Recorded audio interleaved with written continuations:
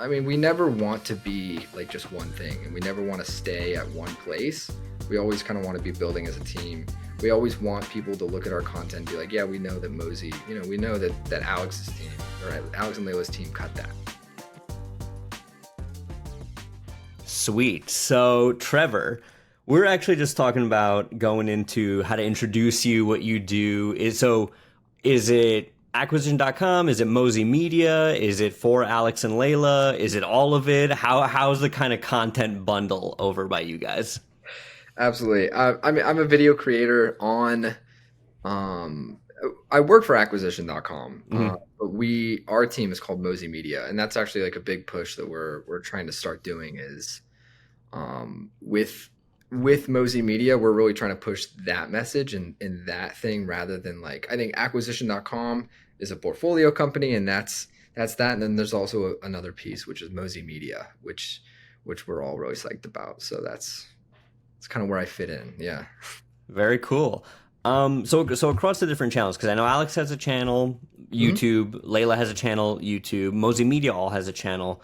Yep. Let's jump right into it in terms of when you guys are segmenting different type of content. How do you guys sort of pick and choose what content is going to live where for obviously a creative choice, but also a production choice? Walk me through that. Like how we kind of distribute between the three different channels. Yeah, absolutely. So we have, Alex has his main channel. It's at like 1.4 now, which is crazy sky. I think when I joined the team, it's absolutely ridiculous. I think it was at 200 something. Same with his Instagram, same with everything like that. And it's now, we're now in the millions, which is crazy to see in a year. In terms of Mozi Media channel, that was a third channel that we actually started a couple months ago, and started posting one-off clips because it's interesting that a lot of, it's funny when you post online and people are like, oh, I missed the old videos that weren't so edited, because the Hormozi style has been like a thing now where people really expect us to put out, bangers and then shorts with the captions, the Hormozi style captions. Yep. That was a huge trend. And we just kind of, we started figuring out that less, edited content that's still really curated towards that audience is like really still performs really well. And it's honestly just a testing platform as well so the Mozi Media, our third channel, is just places where we have an idea. We're like, oh, he said this like really cool thing when we were flying. And like, it's just a really good segment on writing tips. We're like, that's a great, like maybe that's not a main channel, but that's a Mozi Media channel, and to push that there. And we've also like put stuff on the Mozi Media channel and it's like really overperformed where, for a channel for like 30 something thousand subscribers in just a month or two, seeing it hit, triple digit, and then like we're like, fuck, that should have gone on. I don't know if I can cuss on here. You're good. Don't worry about it. You're good. That should have been like a main channel, and we're like, damn it. So like, yeah, it's really a testing thing, but the main, we are now starting to have beliefs broken around like what should go on the main channel. Like, do we need this direct to cam super edited that's going to take us 2 weeks, when really do we just need a cut down? We released a 9-minute segment on Alex bumped into some kid and he wanted some advice. It was some kid named like Avante, and he just created like a little message. I don't know if you saw it, for Avante. That was just a quick, clean cut from somebody on the team. We decided to throw it on the main channel, and it's, on 1 million hits just about. And that was super simple. And so that's a big belief break, which is not everything needs to be super high end, production. We don't need to spend 2 weeks if the message is there, the content's there. Why spend more time on it than you need to? Yeah. I love that. I want to dive deeper into that because I'm a big believer that simple doesn't always mean easy. And I think that if you look at something like, you guys just posted a video within the last couple of weeks of, it's Alex at a whiteboard.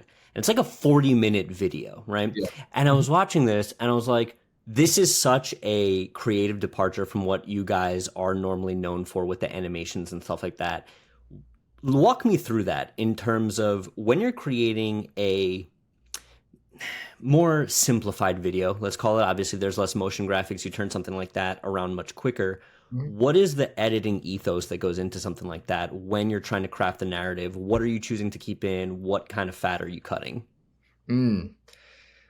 Specific. I mean, for videos like that, for our long form, sometimes we're filming for 2 hours. Hmm. And Alex and Layla are a little different. Layla, she really likes to come prepared for things and stuff like that. Alex can riff on a lot of different things. When you see him riffing in a podcast or something like he going off on different topics, that's Alex. And so you can imagine when you put a camera in front of him, he can talk for a long time about about leads, about marketing, about all these different things, entrepreneurship, anything that he kind of finds very interesting. He'll go on for hours.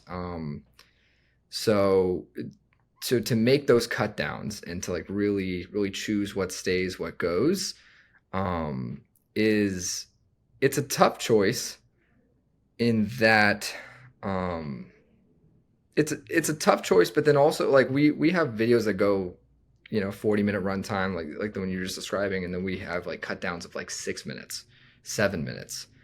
And the YouTube team does a really good job of picking what stays, what goes, where we beat up ideas left and right, about we don't stop at just draft number 5, draft number 6. We're like, this doesn't need to be here anymore. Hmm. Cut. Next version. This doesn't need to be here. Next version. So that's something that we're really working on. I think I lost your question though. I think. No, it's totally. It's just kind of, I guess, continuing to pull on that thread of versioning out the creativity of a 2 hour video that then becomes a 40-minute video, right? So obviously during production, are you guys throwing out kind of leads and threads to Alex that would perform well kind of live? Like if he kind of goes on something, hey, tell me more about this, or can you give us a little bit more on this topic? Absolutely.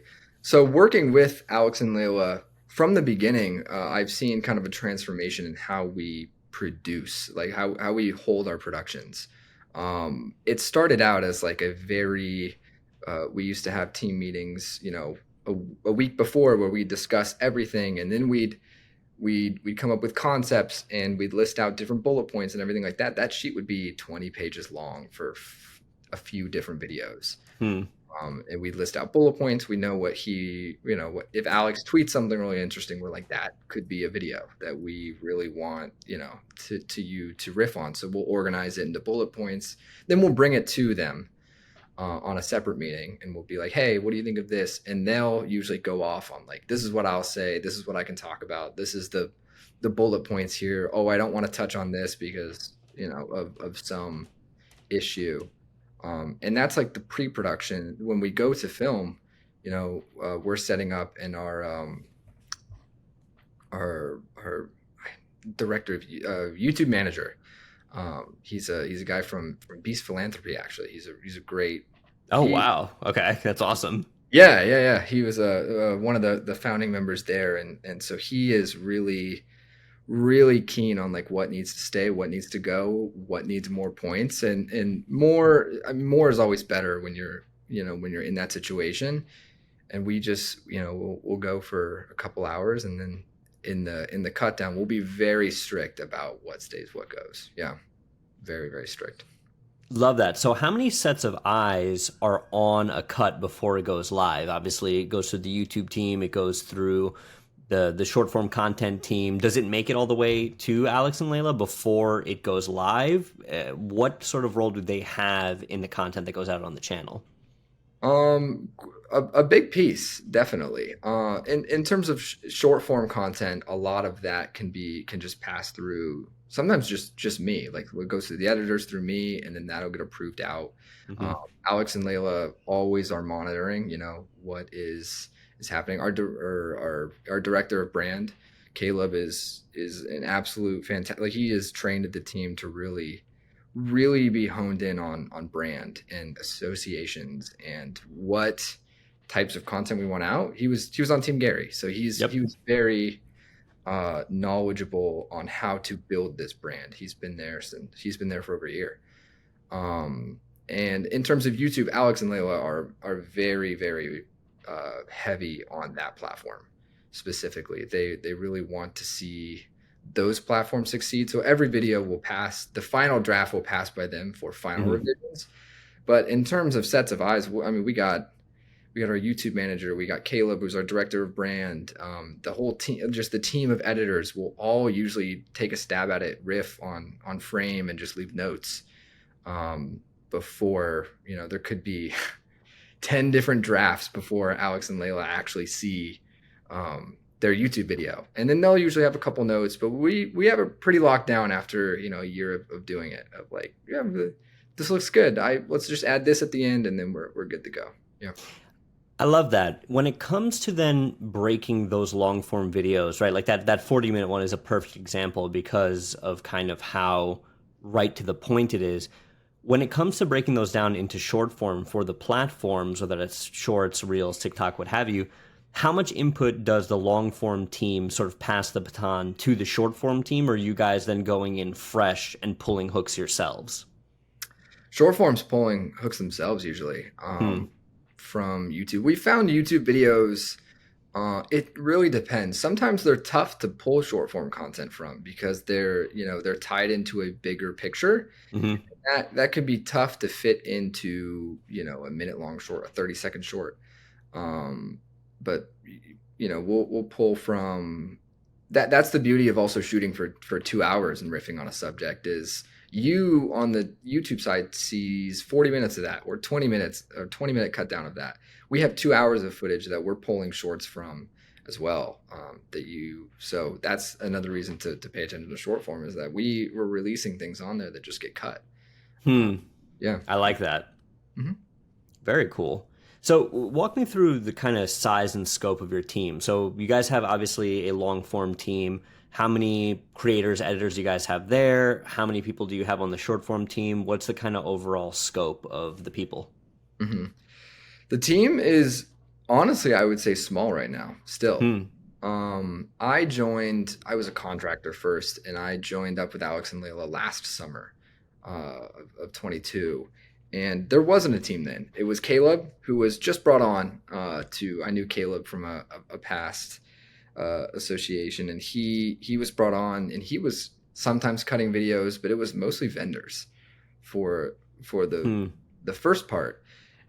To date, right now, I believe we have 11 or 12 people that's on Mozi Media, and we've taken almost everything in house at this point, which is kind of a crazy load for 12 people. I think we're doing 250 plus pieces of content, could be more, a, a week.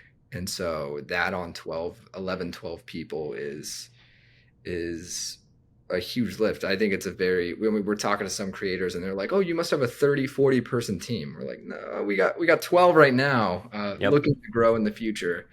Breaking that down, we have, I think, like 2 or 3 short form editors and 3 long form editors. But the editors are really taking a role of their own. Part of the beauty, like we were talking about, of being in such like almost a startup atmosphere is we're taking, everyone's taking initiative, and we're all A players. When Alex and Layla talk about hiring A players, they really mean it, and they step into whatever role they need to get things done. So certain editors will lead different platforms, and take different roles. Like our project manager is leading our Instagram right now. He's a project manager or a content manager, but he's really stepping into a bunch of different roles and kicking it into high gear. So editors, project manager, we have our director of brand Caleb, who is really overseeing bigger picture stuff. We have our YouTube manager, who, like I said, was on the Beast Philanthropy team. He's a great guy to know. He's super good at what he does. Like in terms of paying attention to retention and click through rate and all these things on YouTube. He's introduced us to a world of analytics on the back end of YouTube that you just wouldn't think about. Like, oh, we didn't really think about tracking our tracking our metrics all that much. We'll eventually have a data analyst that like can really can put us on the right path. That's a whole nother role in and of itself that we'll need to fill. Yeah, and I think we. So I guess my question, obviously you have somebody who comes from that Mr. Beastified YouTube space, and if they're giving you retention analytics, is that something that is retroactive? You guys are looking at that after the fact and going back and editing shorts and clips until they hit a certain threshold, or is it just here's what we've learned, here's what we're going to implement going forward? Hmm. Hmm. Great question. We we definitely pay attention to after the fact. Like, there's not much you can do when if your YouTube video is a 10 out of 10, it's tough. It is what it is, yeah. But you can learn a lot from that, and you can see exactly what we're doing. We've gotten into a process where we just kind of know, like, um, what needs to be there, what doesn't, and you can probably see what we do now. And there's a ton of different learnings. Like, oh, we probably shouldn't have CTAs at the beginning. We should probably keep them at the end. We should probably do um, all those things. For shorts, though, shorts is an entirely different world where we can post the same video several times Yep. uh, on like platforms like TikTok or Reels, and we can learn. So we have a shorts team meeting where literally for half of that meeting we all bring clips that were posted in the last week that were like soft. We call them soft hits, that were like, oh, we think that there's potential here. We'll bring the retention graph from like TikTok, from IG Reels or whatever. We'll look at that. We'll look at the hooks, and we'll just dig into those videos for a good hour probably, and just give revisions, being like, "Oh, we should put this here. Oh, this is the hook." And it's such a clear. We've been doing it for a few months now, and all the editors are just like, "This is a game changer." Of like, we know now how to structure our clips. Like, this is a clear hook, and we'll post those again. We had one clip that was posted from like a Diary of a CEO, Stephen Bartlett's podcast. It got like 4,000 hits on TikTok. Uh, we took it in, the team riffed on it for like a good 20 minutes. We came out with a new hook uh, and a few other notes on it, re-edited it, threw it up. It's over 1 million hits on TikTok. So Wow. that That's kind of, awesome. yeah, yeah. And you can do that with shorts, which is really cool. Yeah. When you guys are doing this meeting, is it just kind of, is there a structure to the meeting, right? So like we run BAM off of EOS, all our meetings are L10s. It's a great way for us to kind of just prioritize and get everything in order. Is it more of just a brain dump? Are you guys having a little bit more of an agenda when you're going through these meetings? Walk me through that, because this is such an interesting thing that I feel like very few creative teams are willing to go do and fine tooth comb their own work until it's perfect by Absolutely. market standards, right? Absolutely, absolutely. It's a lot more laid back than you'd think, as are most of the meetings that we have. Like, it's very, we're always to the point where we don't mess around too much. But it's pretty laid back. We have a structure where we'll all go through, and we'll share on frame, and we'll leave notes of like, oh, this needs to be. Sometimes we spend 20 minutes on a 20-second clip where we're like, oh, is this the hook? Is this like, let's take this back, let's scoot this back into like brand standards. Is this like a clip that we want out? Do we want this context? Because sometimes when you put out short form content, it lacks context, and it's a big deal with brand, of like, this belongs in a YouTube video, but does it belong in a short? Is this going to be taken the wrong way if they don't have the full context or the bigger picture? And we'll consider all of those things when we rewatch these hooks. We pretty much 80% of our focus is just on the hook. If the clip's not hitting, we probably messed up somewhere along the hook. Hmm. And there's a better one in there that we'll riff through. Sometimes we'll go through the raw footage and we'll be like, is there something else here? Yeah, it's a lot less structured than you might think, but it's very, very productive for sure. And I know different creative teams that we've talked to, um, sometimes they'll do 10 different versions of a short before it hits on like TikTok specifically. We don't go that far yet. We don't have the bandwidth, I think, as our small team to go that far, but we'll do a couple drafts of a TikTok, and if sometimes it hits, sometimes it doesn't. Yeah. In terms of immediacy, because turnaround time is something that I feel like can span with different teams depending on the content, whether it's like news driven like we do at BAM, or it's more curated like you guys do at Mozy Media. So Mhm. from 2 weeks on a long form video, right? Like something on Alex's channel where there's a lot of animations and stuff. And I want to talk on those because I feel like that's the next big trend in YouTube. We'll get to that. But do you guys wait until the full video package is done, or it's like, here's the raw? All right, shorts team, you guys are good to go. Let it rock. Long form team, you guys have to just hit a post date, or is it all the videos have to be done together kind of thing? You know what I mean? Great question. Great question. In terms of long form, we are usually, a few weeks out on those. So we have like whatever you see posted has probably been there was probably an ideation meeting months before to really get it. And then there's a couple weeks of like, oh, we film usually every 2 weeks. So like we still have to wait that long. We'll get the footage uploaded pretty much immediately. But sometimes we don't start cutting. Sometimes it takes, another video takes priority. And it will be weeks before we even start that edit for YouTube. Now, Shorts game's a little different. There's times where you want to be very, very on top of things. So like Threads came out I was going to ask you about last week. that. Last week, Threads came out. That same night, I got a text from Caleb, our director of brand, and he's like, "Hey, we need to riff on this." So Alex recorded like a little green screen vid, and we needed it captioned and cut up. That was like a immediate, like within half an hour, we had a video out. Yep. So that's like in terms of immediacy. Sometimes YouTube is the same way. We did an AI video. That wasn't me. That was another editor on the team, Quinn. He's one of the best editors I've ever met. We did that AI video a few weeks. I think it was in December. ChatGPT came out end of November. In and around there. Yeah, that sounds about right.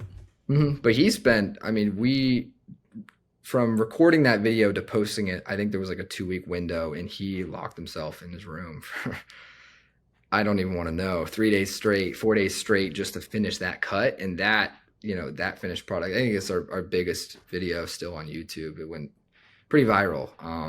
But that was an immediate turnaround. And we're learning sometimes those do better than spending a week and a half on an edit. Like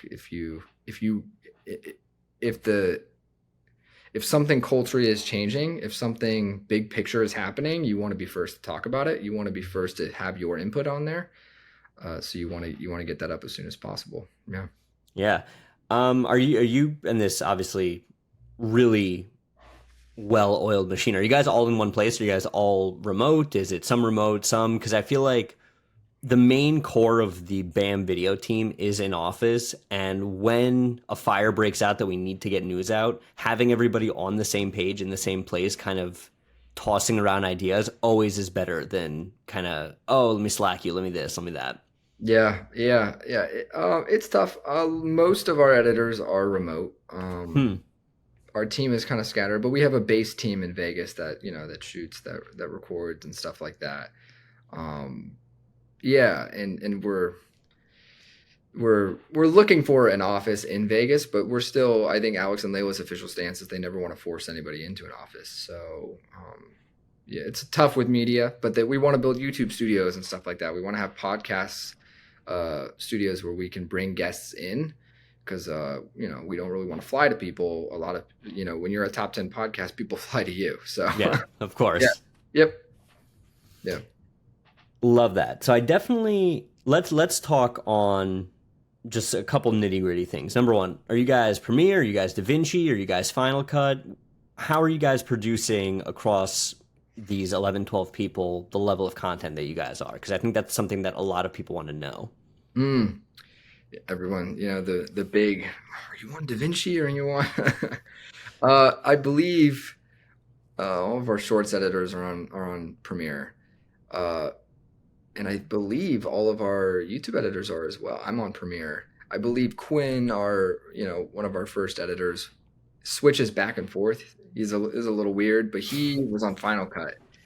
So when you watch like the AI video, they're like, "How did you do those effects?"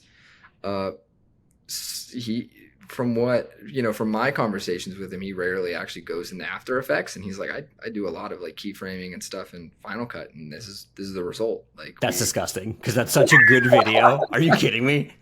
Are you I know. my whole team and I have been like breaking our heads against the wall trying to learn After Effects for all these cool like motion graphics he did in Final Cut. Jesus Christ. Yeah, most of like, I mean, I rarely go into After Effects. I'm not an expert at all in like in motion graphics and stuff like that. I you know I'm not gonna say none of us are, but we're all like very like tactical. Like what gets the job done, right? Yep. At the end of the day, what gets the job done? Do you need to go in After Effects and spend 3 hours, 4 hours animating, or can you pull something from Motion Array? Are you a video creator looking to set your work apart, whether it's in your own freelance business or for a brand? Then you should check out BAMX. BAMX has the best courses, communities, and live stream in the entire real estate community. And I know what you're probably thinking, Bobby, but you don't sell houses. Correct. But I also create videos for the #1 real estate media site on the internet. And my DMs get flooded with people asking me, Bobby, how do you make those captions? Bobby, how do you set up your podcast? Bobby, what camera do I use? I answer all of these questions and more in BAMX. More to the point, you get access to me and all the other BAM creators through our private Facebook group. This is a resource that I wish was available to me when I was just starting out, and I hope that you'll join us there and find value in it. Use code Bobby23 for 20% off. Yep. I love that. I mean, I'm definitely, obviously content has trends and it ebbs and it flows. We saw kind of like way back in the day, the Gary Vee clip with the little timer across the bottom. Then we kind of saw the Hormozi style, right, with the captions. I feel like, especially in long form, the Johnny Harris, Vox, video essay type thing, and even what you guys do with a couple of your videos where it's very overlaid on top of Alex talking. What goes into planning that? Because that's something I feel like is the next corner, because it's kind of that visual dopamine of like, oh, what's going to pop on screen next? How is this going to work? You know what I mean? And if it flows nicely, it keeps people hooked. Yeah. That's a dilemma that we're having Mm-hmm. of I think for a long time the landscape was volume.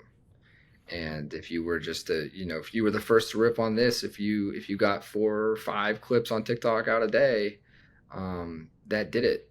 I think recently we're starting to learn that like that maybe you don't have to, we're doing volume, don't get me wrong, but maybe you can spend a little more time on those edits. Maybe, this edit takes a little bit longer and we need to discuss like how can we visually pull them in. We've pulled away from, I mean, we never want to be like just one thing, and we never want to stay at one place. We always kind of want to be building as a team. We always want people to look at our content and be like, yeah, we know that Mosey, we know that Alex's team or Alex and Layla's team cut that, right? Yep. And so we're pulling away from like, we were bored, to be honest, of like Mosey captions. I don't know where that started. We don't know where that really started. But we trying to pull away from that and be like, okay, what can we do that's cool? What can we do that's like, how can we make this super interesting? Can we go back to like, we found ourselves going back to the Gary Vee style of like headline, captions, widescreen video in the middle, and that was one of our top performing shorts for the month. That the Avante clip, Mm-hmm. with Gary Vee style, and that crushed. So like. It's not just one thing that we're trying to do, but the video essay type stuff is like we're starting to break into it. We're starting to see people do really cool stuff, and we're like, okay, how can we put our own spin on it? How can we, what's the new Mosey captions like that? Like Mm-hmm. people are gonna look at our team and be like, how did they do that? Same with like YouTube stuff. Like people will look at our YouTube videos and they're like, we need those videos. We need those graphics. But, by the time people get on those, we're probably on something else. We're probably doing something else. Yeah. I love that. So you're saying you wanted to build out a podcast studio. Obviously, that's a pillar of your guys' content. Do you guys, when you're filming a podcast, I know sometimes Alex will do excerpts from videos or talks, but then he'll also do curated stuff as well. What is the back and forth between the podcast into a short medium format like 5 to 7 YouTube into a short form, how much planning and kind of coordination with the team does it go through that, right? In terms of how the podcast is kind of done, we record a lot of. We're very efficient about our film days. Hmm. Alex and Layla only have a specific amount of time. And so when we pull up concepts, a lot of times these longer form concepts are podcasts. And we're like, oh, maybe this isn't a YouTube video. Maybe this is a podcast. And we'll treat it as such and we'll film it as such. We still film all of our podcasts, even though we don't really have, I mean, we have Spotify specials that go up where we're putting long form edits actually on Spotify, which is an interesting that we've been trying for a little while now for on exclusively on Spotify. But we film everything, and sometimes a podcast turns into a YouTube video, and vice versa. Sometimes a YouTube video, we're like, oh, this has a lot of nuggets in it, but we really want to be selective, and it's like this is not a main channel thing. This is a podcast. People need to hear this information. This is super tactical. Maybe it's not gonna perform as well on YouTube, but it's going to it's going to make a great podcast. So it's pretty smooth of like, oh yeah, we know that this is going to be a podcast. We know that this isn't. Usually when we're filming, actually afterwards, Alex gets done and he's like, that's a great podcast. We're throwing that on there. Sometimes it's both. Sometimes you'll probably notice that we re-edit our YouTube videos and condense those down into podcasts. Yep. And things like that. Sometimes we take podcast appearances and stuff like that. We'll cut them into our podcasts, with permission and stuff like that. And they work great. And that form of distribution has worked really well for us. Alex and Layla, I've always said that they think podcast is their number one platform. Really? That's interesting. Okay. That's what they've been doing the longest. I mean, Alex has been doing his for 6 years. As of last month, it was 6 years that he crossed on the game. And that's only in the past year and a half actually performed and actually started blowing up. He did 4 years of nobody watching before it blew up. So that's their main platform. Layla with Build, she has a new podcast out ever since the beginning of the year, and she has been doing great. She's a gangster. Like, you look at Alex's content, you're gonna love Layla. You're gonna love Layla. Yeah. Yeah, they have a great dynamic, especially in like the vlog style stuff you guys have been doing for them. Like you guys recently put out one, and it's just Alex sort of at his desk, kind of saying what his day is or something like that. And I was like, again, that simplicity, but there's such an art to nailing it. The vlogs that we've started doing recently. We've only done 4 episodes so far. I'm editing this next one. Little sneak,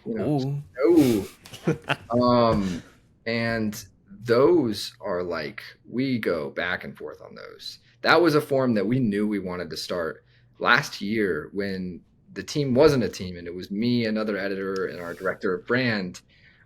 We sat down and we're like, what do we want to do in the future? We all agree it was vlog style content. It was like, you've seen the Kardashians, if they cut back to like a moment in time, they're like, how do you be as authentic as possible?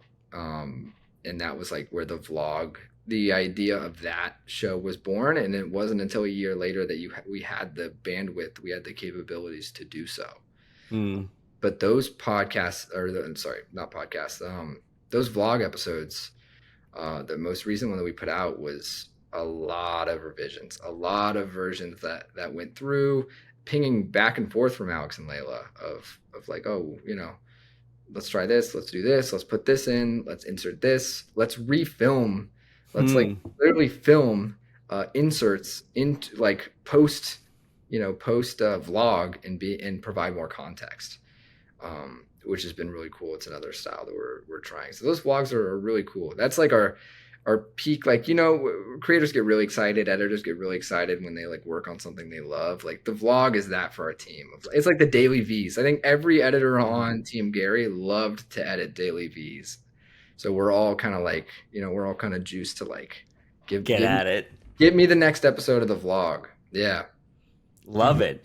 The one thing I want to actually quickly circle back to, in all these people you mentioned, especially with the AI video, do you guys have somebody in-house doing thumbnail for you guys in terms of large scale graphics for your video platforms, or is that something you guys freelance? Editors. Editors. Really? Mm-hmm. Mm-hmm. So we don't have a designer in. We want to eventually hire a designer. We're not hiring right now, but I'm sure in the future we might. But right now we do all of our design, all of our thumbnails and stuff in house. We've talked to several people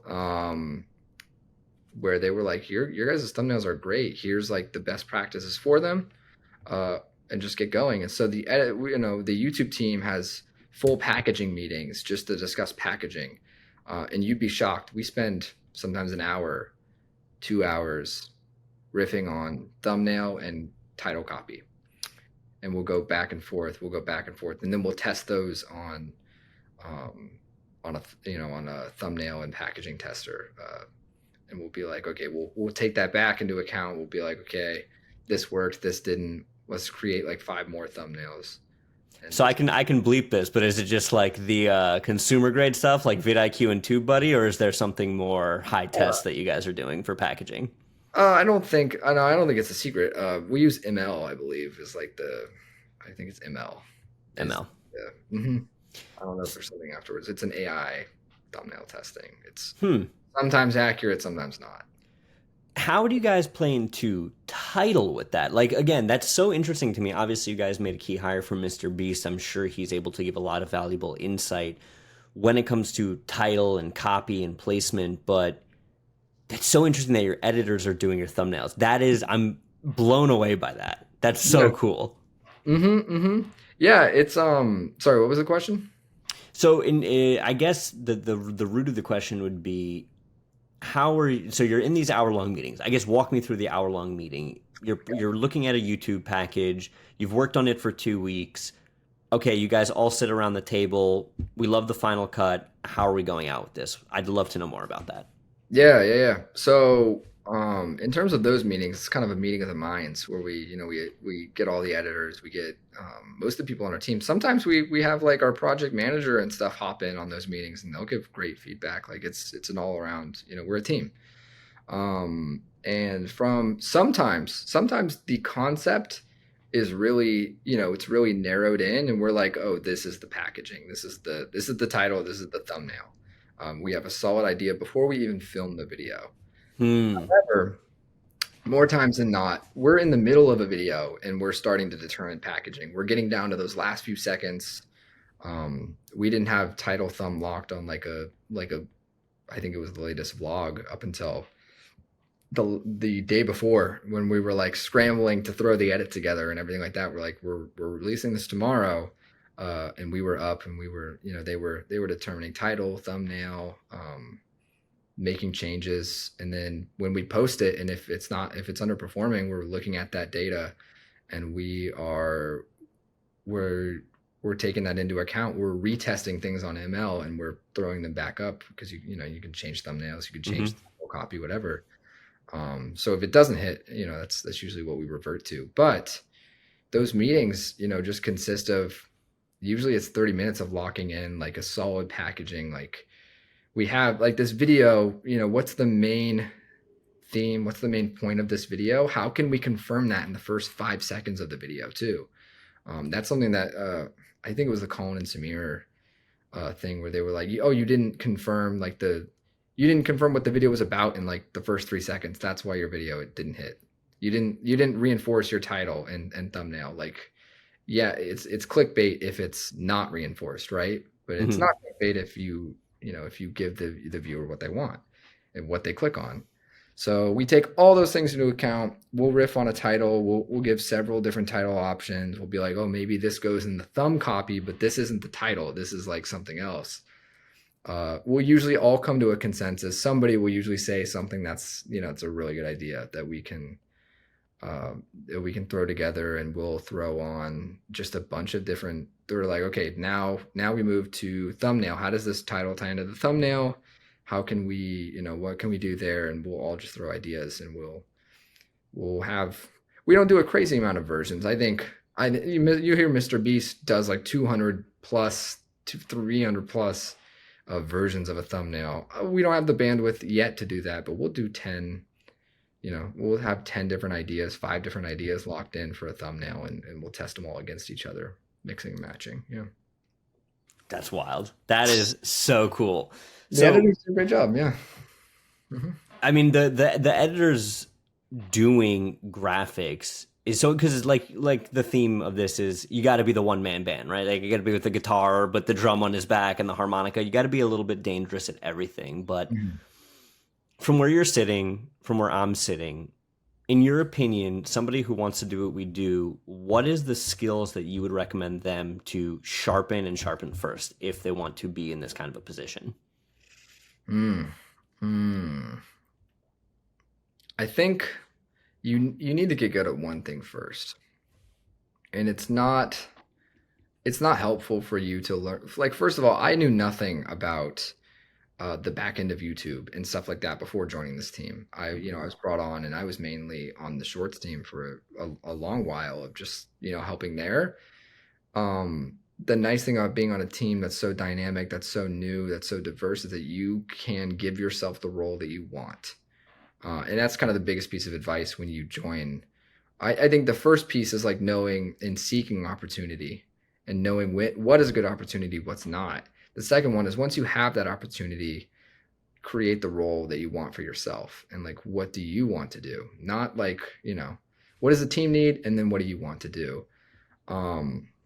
So I started out, and I got really good at short form editing and editing vertical videos and stuff like that. Joining this team, I started grabbing on long form edits, and I was like, oh, can I do this? Design work. We do like a lot of design work. I design a lot of like the banners and stuff like that. Knew nothing about design before ever hopping on this team. I barely have opened Photoshop, but I was like, oh, I'll take a stab at this.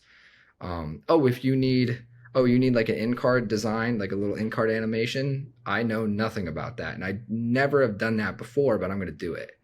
And those are things that I picked up along the way, and eventually, suddenly, like, Alex talks a lot about skill stacking, and it's like 1 + 1 + 1 = 10.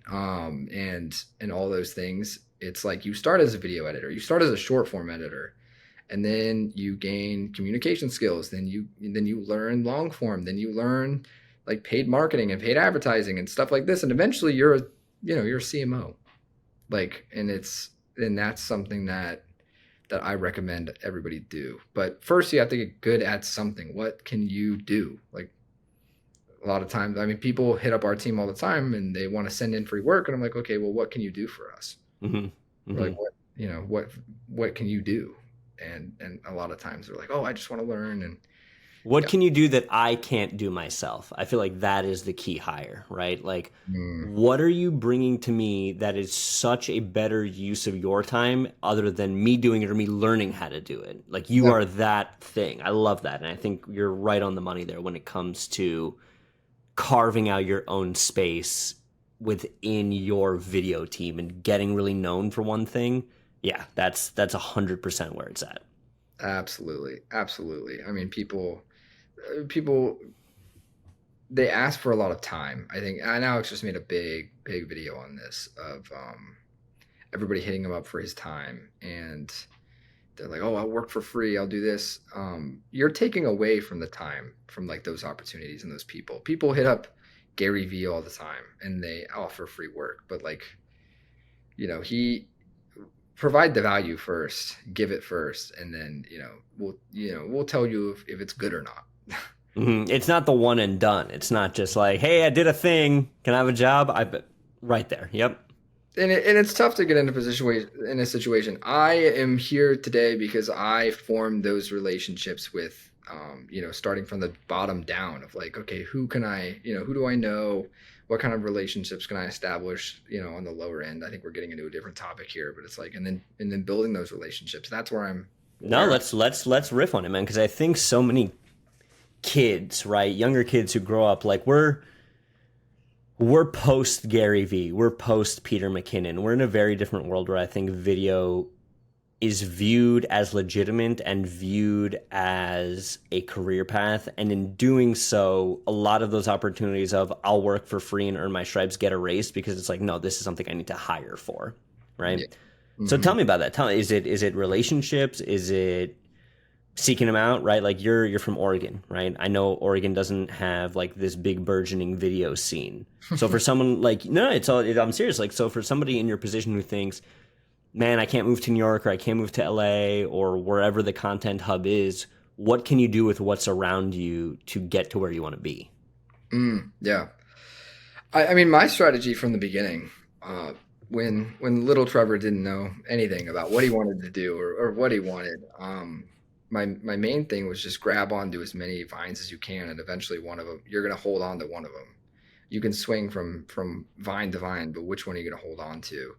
Um, I I started out not knowing anybody in the scene. I bought my first camera, I believe, when I was 18, um, and did a like a free project for some luxury car dealership, and they were like, "Oh, you can get paid for this. Like this is really like this is good." We were like, "Oh, you're right." The kind of switch was starting to flip, and Yep. you're like, "Oh yeah, yeah, I could get paid for this." Going from that to all the inspirations that I watched on YouTube, on Instagram, there's photographers that I followed. What who can I reach out to? Who needs the most help? Or when you see a big icon like Alex Hormozi, like okay, cool, that's he's very far. Who helps him build that? Okay, Yep. who works for that person? Okay, cool. That's probably a relationship that I can get, right? Like that's probably somebody who will maybe reply to my tweet. Like you're not going to get Alex to reply to your tweet if you ask him to work for free, but like who works for him, who works for that guy, maybe you might be able to form those relationships. And it's not I wouldn't be predatory about it either of like I just want to build relationships so that I can like I genuinely wanted when I was starting out to do bigger things, and my circle, which was nothing, there wasn't a circle, wasn't going to allow me to do that. And so I was like, who can I get in contact with? Need to who do I also need to become to like and surround myself with to do those big things? And that's when I started making connections and all these different worlds and doing work and free work at that of I never got paid from any of like the big mentors that I've had. I don't think I ever really got paid from them. Like I really just wanted to learn and help them. And when that opportunity came, because you're searching so long for an opportunity that you sometimes you get worn out by the time you find one, and then it's like okay, you're kind of burnt out at that point. But when I got an opportunity, I treated it like it was the only opportunity, and I hit the gas. You need to know a concept that I was thinking about the other day as I was just driving randomly. It's like learn how to properly analyze the yellow lights of life, of like or your Ooh. career. Um, like you like sometimes a yellow light means speed up, and sometimes a yellow light means slow down. And that's something you need to get really good at. I think you asked me about a skill earlier of like what does a creator need to know? That might be the biggest piece. Like learn how to properly analyze the yellow lights. Yeah, because the green lights are obvious, right? The green lights are go. The red lights are okay. You should probably stop. But the yellow lights are always a toss up.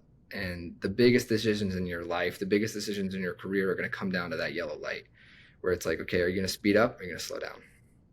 I fucking love that. That is so well put, and I think you hit right on the money when you said don't be predatory about the connections you make. Like hmm my circle is my circle, not because I think somebody's going to give me a job in video. The basis of it, it's like, shit, I love talking about new camera lenses with this guy, and he posts like it starts there. Like get around the people who do what you do, and by osmosis get better first. Absolutely. I mean, I was the biggest fan of not. I mean, I was a decent fan of Gary when he was back in the day when I was a Back young. in the days, yeah.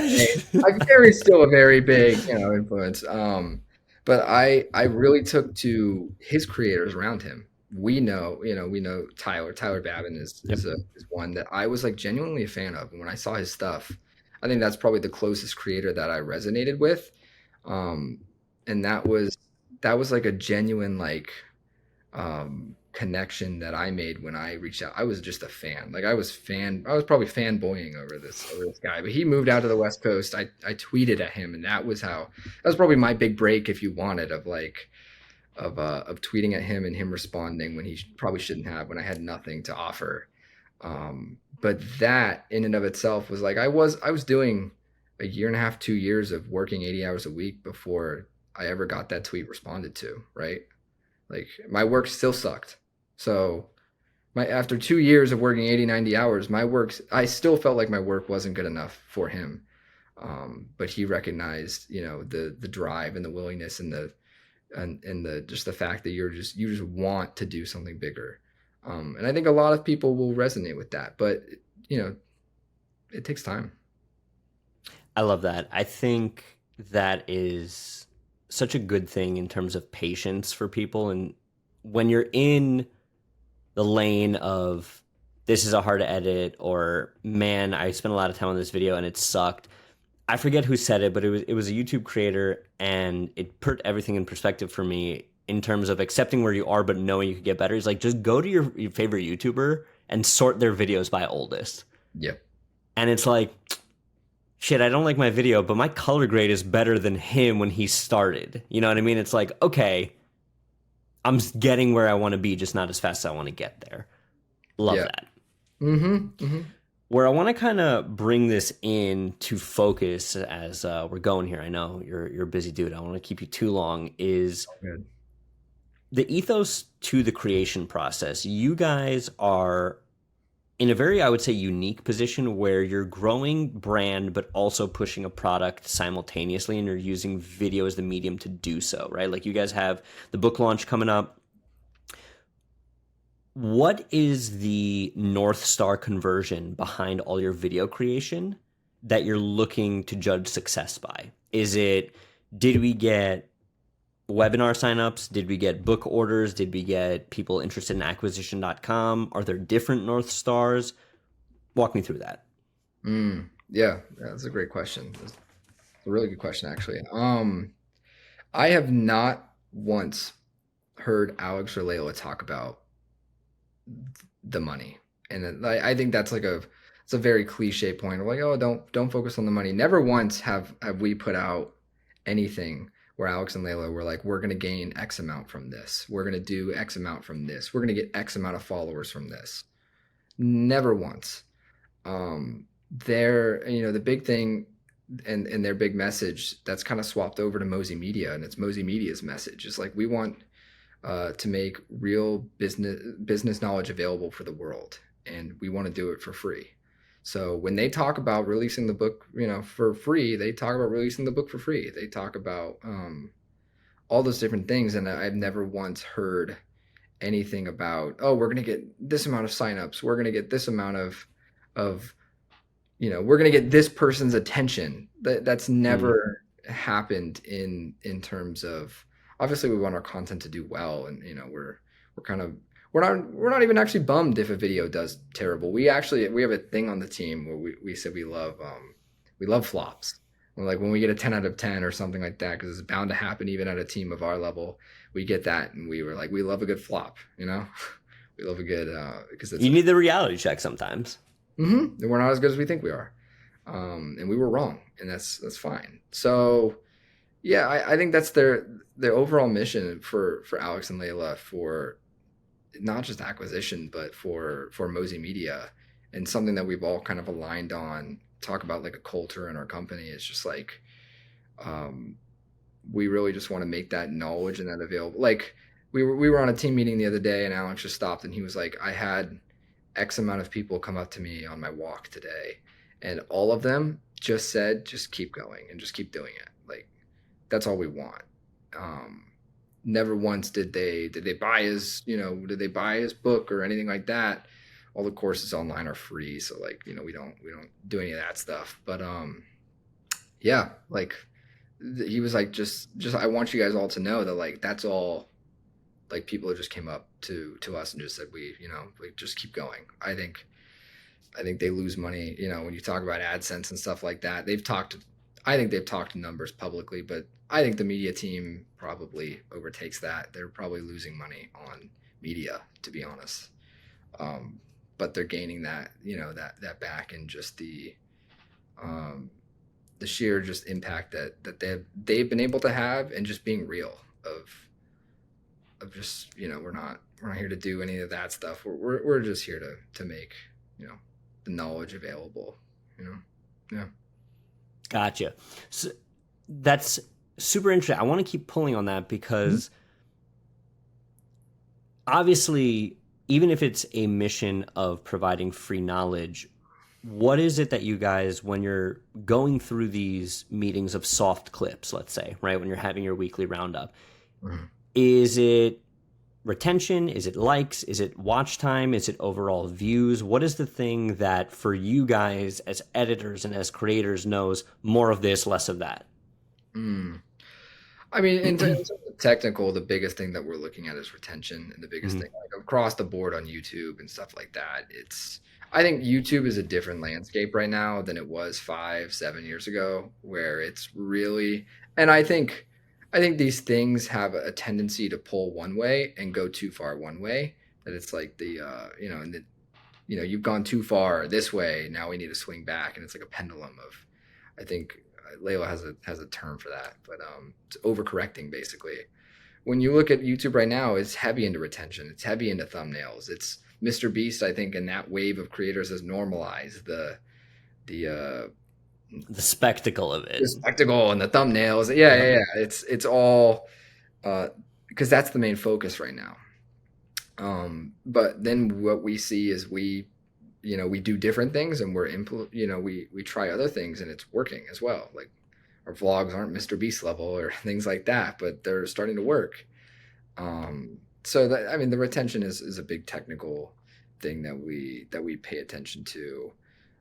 In terms of shorts, shorts is a big impressions game as well. I mean, I Hmm. think across the board, that's just, I think for the last quarter, I think Alex and Layla's content, got over 400 million something impressions across the board, and that's insane from a year ago when they didn't even have a million followers, and however many impressions, maybe a couple million impressions to see the growth, like, there. Um, yeah, I think those are like the big ones that we pay attention to. But also we pay attention to, I think the biggest thing that I have been focusing on the team, as I review content and stuff like that, and as I've been being taught, is the attention to brand. And I think this is where most creators get it wrong. Um, we see a lot of TikTok creators and these gurus and stuff like that, and they from day one are crafting their brand and their associations and their um, what they're putting out, what their asks are, like too soon. And or just not at all. We don't ask usually anything. Like, it's the jab jab jab right hook from Yep. Gary. Um, we've learned with our brand personally that you don't need to ask. You just keep giving, and then people want, to give you things. And so um, that's the biggest thing, is just pay attention to your brand, your brand equity, and like, and what space you're taking up, what you're asking for, um, how open and honest you're being. I mean, Alex and Lila never try and hide numbers. They never try and, there's obviously things that they can't talk about when it comes to portfolio companies and stuff like that. But um, yeah, I think that's the biggest piece, that these gurus are getting wrong. They're making a course after a few weeks when they get like 10, when they get a viral reel, and they're like, oh, buy my course. Yep. It's That's short that's term. our meme at BAM with all the realtors who they just sold their first house by my listing scores. And it's like, oh yeah, I have this course. We build, and this is what we're thinking about right now, is we're building Alex and Layla to be a brand that's going to be around for 10, 15, 20 plus years of being whatever, on hopefully longer than that, but like long. I mean, think about, I think Gary Vee was planning 10 was planning 2023 back in 2009 when he was making wine videos. Yep. Like he was planning, and he was like, oh, I don't want to associate with this person because probably not, like, or I don't want to release a paid course because I don't want to give that ask. I don't want to have that ask right now. So so that's what we try and keep in mind, is like build your brand for we have videos that we, this might be an interesting tidbit. We have videos that um, that we'll edit videos. We'll edit short form, we'll edit long forms. And sometimes we'll get to version 9. We'll have spent a week on this video or, however long on these short forms. We'll have a handful of them and we'll get there. And we, as a team, or, our director of brand reviews them and he's like, this isn't good for like, or like we mentioned a certain YouTube creator that we don't really want to we want goodwill with everyone. We want goodwill with all these creators, and we've done a very good job of that. And we're like, oh, we said like we didn't say anything wrong on here, but it's just like it's not cool. Mm-hmm. Like we don't want to drop this. Oh, this could be taken out of context. We're scrapping the whole thing. Like, wow, okay. Like we will scrap a YouTube video if it doesn't fit our brand standard, if it doesn't, if we just feel like it's just not the right move. And I have scrapped numerous shorts and stuff like that have like, oh, this is gonna be a banger, and we'll get to the end and we'll be like, we're gonna scrap it, actually, because yeah. Mm-hmm. That's interesting. I like the detachment from the content while also still being able to see it for what it is and understand how it'll affect the brand and the company as a whole. I think that's very important. I think a lot of times creators will get emotional about their work, right? Like, yeah, this is my baby. Look at this shot. You see how I pulled focus there? How can we not do that? And it's like, no, like the market won't speak on this in the way that we want it to, regardless of that market is, right? Like whether it's just impressions, whether it's signups or what have you, whatever it is that you're trying to go for. So it's nice to see that at a level that you guys are playing at, that is kind of the standard, that you're willing to walk away from something if it's not up to par. Yeah. And it's not like we're not attached, but it's also just, let's think about, Alex talks about it all the time. I mean, I feel like I say that a lot because, you're listening to him speak for 8 to 10 hours a day. But Alex says it a lot. It's like, how long can you wait for the marshmallow? He's like, I wish when there was the marshmallow experiment of like the kids waiting, if you wait this long, you get 2 days. But it's like, how long will you wait? Can you wait a year? Can you wait 5 years? Can you wait 10 years to build the brand that you want? Okay, well, what do you do in the meantime? Well, we don't want to do that. Yeah. That's probably not, that's probably not going to get us the marshmallow in 10 years. So it's like, how long can we wait? And we are right now an 11, 12 person team. I think we're 11. What are we going to be like when we're a 30 to 50 person media team and we're creating things that make our stuff right now look like a joke. That AI video is going to look like a joke in 5 years. We know it, but we're holding on to that. And that's what I think that's what we're really holding on to. And I think we as a team are aligned on that. We're like, okay, where and how are we going to think for the long term? Yeah. Trevor, I love it, man. I think that you're one of the creators, in our Instagram creator circle that I can always point to where your team, you guys are always outdoing yourselves. And obviously I look forward to seeing everything you guys put out down the road and everything you guys are doing at Mozi Media. If people want to find you, do you want them to find you? Where can they find you? That whole thing. The classic. The classic. I don't do many of these. I don't. I think it's Odom.Trevor. I think pretty sure across the board. Yeah, that's I guess where you can find me. Find my little body work. We didn't even touch on your personal content. We could do a whole part 2 on that because I think balancing like your personal and your professional content is a whole other thing that creators wrestle with sometimes. So we got to get that on the calendar for down the road because I feel like you have some great takes on that too. Absolutely. Yeah.